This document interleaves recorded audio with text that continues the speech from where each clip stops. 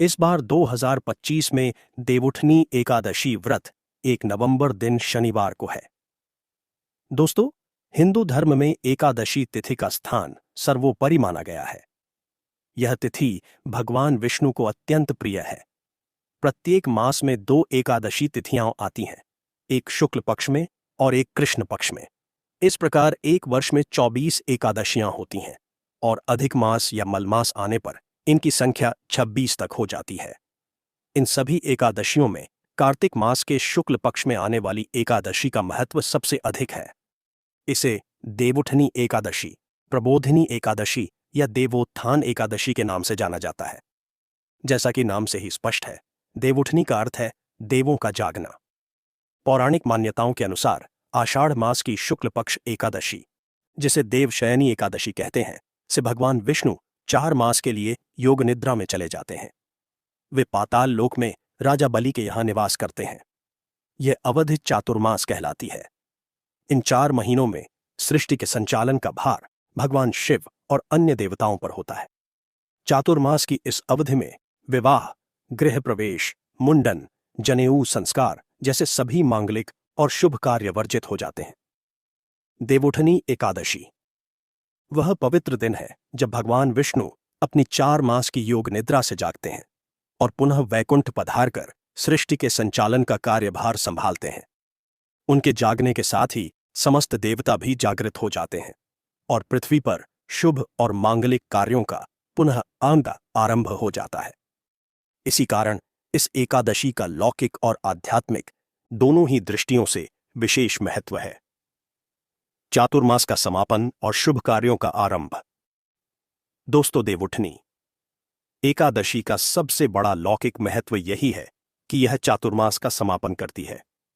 जो विवाह योग्य युवक युवतियां या उनके परिवारजन विवाह मुहूर्त के लिए प्रतीक्षा करते रहते हैं, उनकी यह प्रतीक्षा इस दिन समाप्त होती है। देवउठनी एकादशी को स्वयं में एक अबूझ मुहूर्त माना जाता है, अर्थात इस दिन कोई भी शुभ कार्य करने के लिए पंचांग या मुहूर्त देखने की आवश्यकता नहीं होती। यह दिन इतना पवित्र और शुभ होता है कि इस दिन किया गया कोई भी संकल्प या कार्य सिद्ध होता है। इसी दिन से विवाह, सगाई, वधु प्रवेश, गृह निर्माण आरंभ, नया व्यवसाय आरंभ और अन्य सभी सांसारिक शुभ कार्य प्रारंभ हो जाते हैं। समाज में एक नई ऊर्जा और उत्सव का संचार होता है। आध्यात्मिक महत्व, तप और पुण्य का संचय।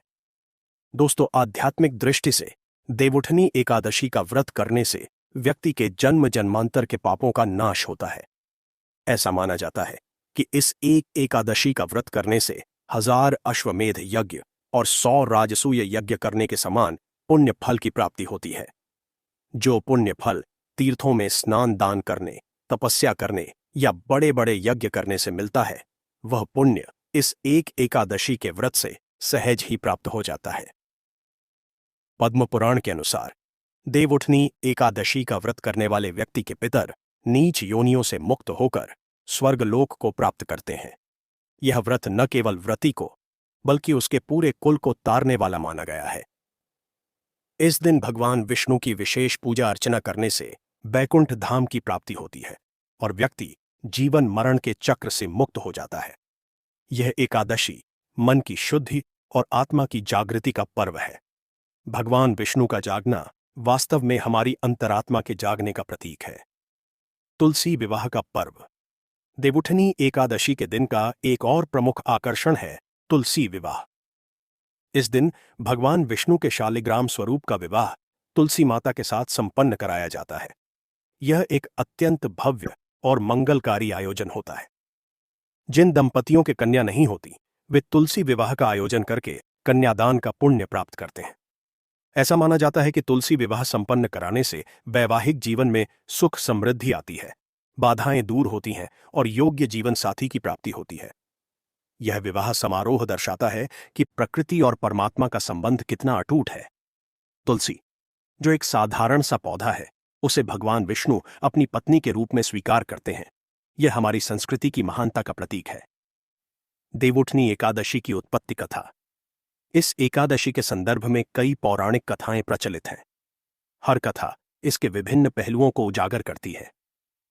भगवान विष्णु और राजा बलि। एक अत्यंत प्रचलित कथा भगवान विष्णु के वामन अवतार और असुर राज बलि से जुड़ी हुई है। असुर राज बलि अत्यंत पराक्रमी, दानी और भक्त प्रहलाद के पौत्र थे। उन्होंने अपने बल से तीनों लोकों पर अधिकार कर लिया था। देवताओं के राजा इंद्र अपना राज्य खोकर दर दर भटकने लगे।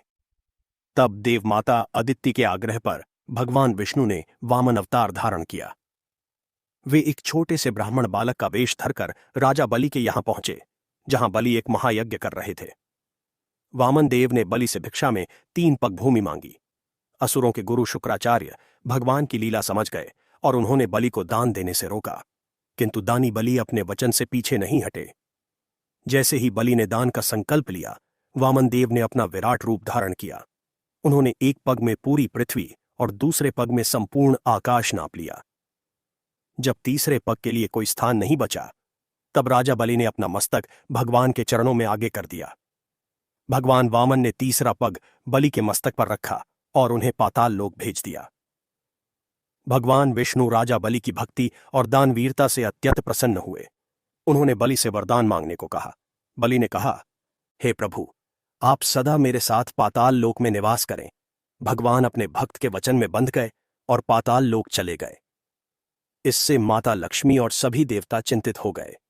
माता लक्ष्मी ने एक युक्ति सोची। वे एक निर्धन स्त्री का वेश धरकर पाताल लोक गईं और राजा बलि को अपना भाई बनाकर उन्हें राखी बांधी।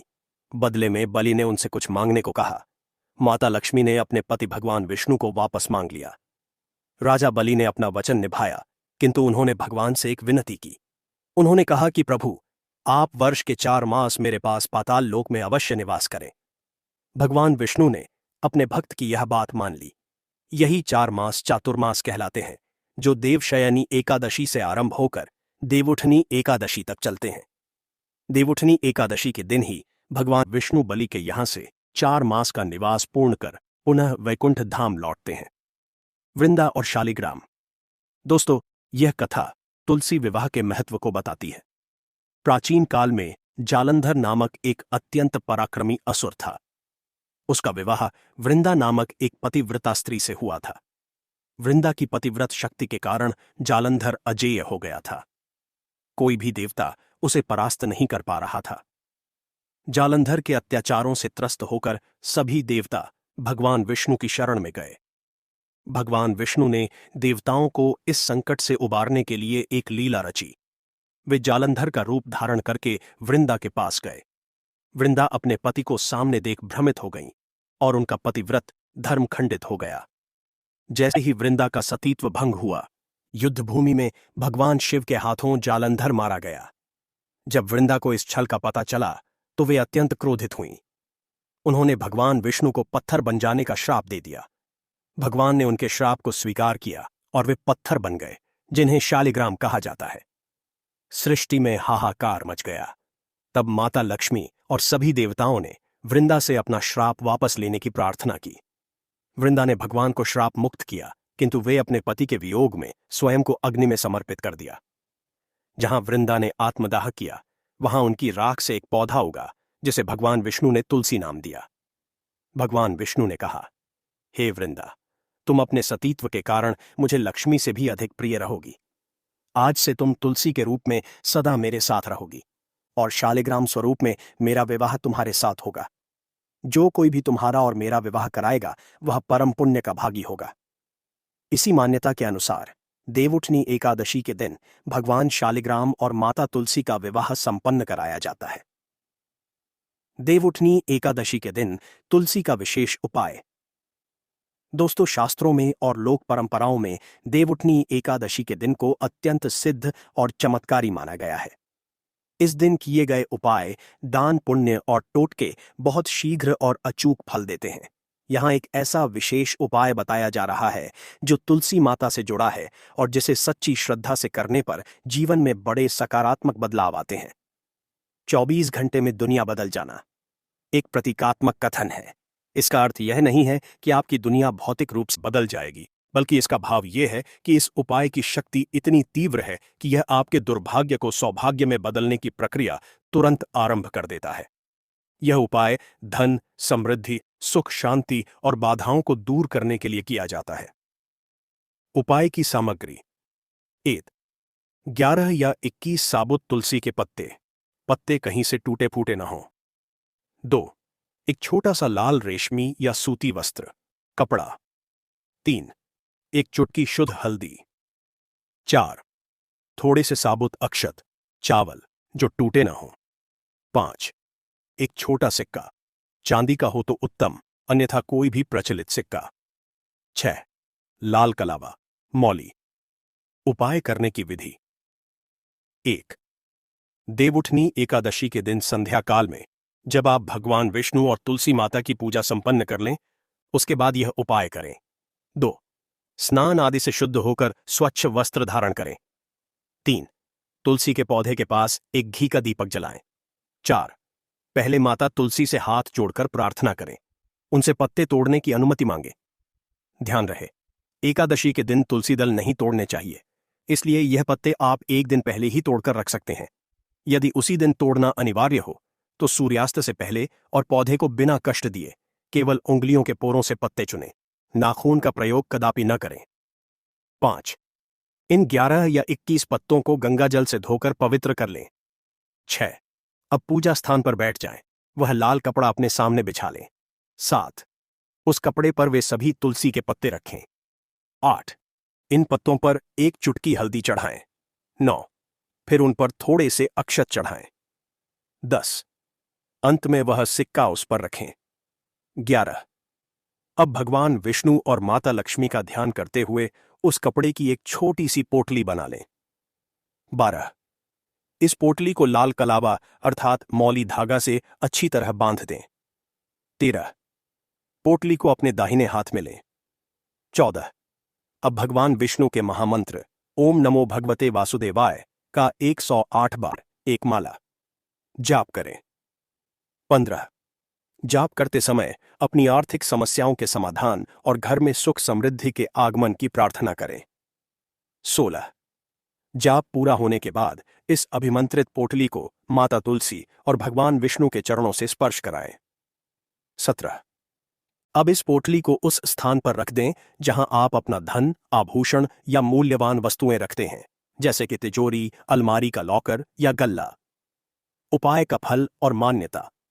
ऐसी मान्यता है कि यह सिद्ध पोटली एक चुंबक की भांति कार्य करती है। यह धन को आकर्षित करती है और अनावश्यक खर्चों को रोकती है। तुलसी माता, जिन्हें वृंदा भी कहते हैं, साक्षात लक्ष्मी का स्वरूप मानी गई हैं। हल्दी गुरु ग्रह से संबंधित है और सौभाग्य लाती है। अक्षत पूर्णता का प्रतीक है और सिक्का धन का। लाल कपड़ा मंगल और लक्ष्मी का प्रिय रंग है। जब यह सब वस्तुएं देवउठनी एकादशी की सिद्ध रात्रि में मंत्रों द्वारा अभिमंत्रित हो जाती हैं, तो यह एक शक्तिशाली ऊर्जा स्रोत बन जाती हैं। यह उपाय करते ही व्यक्ति के आभा मंडल में सकारात्मकता का संचार होने लगता है, रुके हुए काम बनने के रास्ते खुलने लगते हैं और धन आगमन के नए स्रोत दिखाई देने लगते हैं। यह एक सात्विक और अचूक उपाय है जिसे पूर्ण विश्वास और पवित्रता के साथ किया जाना चाहिए। मन में कोई संदेह या अविश्वास न रखें। श्रद्धा ही इस उपाय की सफलता की कुंजी है। इसे हर वर्ष देवउठनी एकादशी पर बदला जा सकता है। पुरानी पोटली को किसी पवित्र नदी में प्रवाहित कर दें और नई पोटली बना लें। दोस्तों, एक खास बात। दोस्तों, देवउठनी एकादशी केवल देवों के जागने का ही दिन नहीं है। यह हम सबके भीतर सोई हुई चेतना, सौभाग्य और सकारात्मकता को जगाने का दिन है। यह भगवान विष्णु की कृपा और माता तुलसी के आशीर्वाद को एक साथ पाने का दुर्लभ अवसर है। इस दिन व्रत, पूजन, कथा श्रवण और तुलसी विवाह के साथ साथ यदि श्रद्धापूर्वक यह उपाय भी किए जाएं, तो जीवन की अनेक बाधाओं का शमन होता है और सुख सौभाग्य की वृद्धि होती है। दोस्तों, अगर आपको हमारी यह जानकारी अच्छी लगी हो तो कृपया कमेंट में ओम नमो भगवते वासुदेवाय जरूर लिखें। वीडियो को आगे शेयर करना न भूलना। धन्यवाद।